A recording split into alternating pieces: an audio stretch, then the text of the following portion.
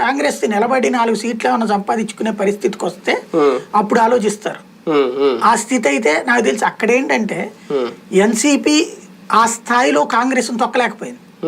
But బెంగాల్లో తొక్కేసింది, ఉత్తరప్రదేశ్లో తొక్కేసింది, తమిళనాడులో ఆ స్థాయిలో తొక్కల, కాబట్టి నడుస్తుంది.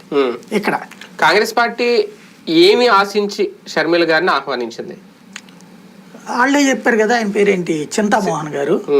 కాంగ్రెస్ పార్టీ ఏదో ఆశించి ఆమెను పిలవలా, ఈమె ఏదో ఆశించి కాంగ్రెస్ లోకి వెళ్తాను. కానీ ఈ మాత్రం నన్ను ఆహ్వానించారు, ఆహ్వానం మేరకు నేను వెళ్ళి చేరాను.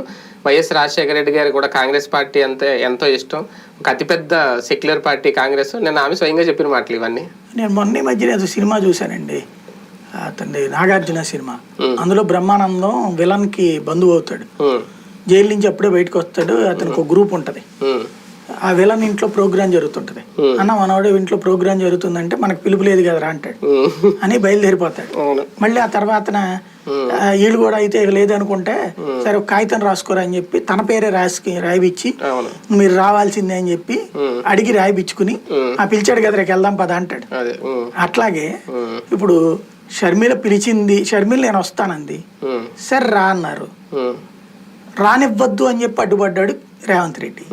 సరే రావద్దు అన్నారు. ఆ తర్వాత ఆంధ్రాలో అయినా నేను చేస్తాను అంది, సరే రా అన్నారు.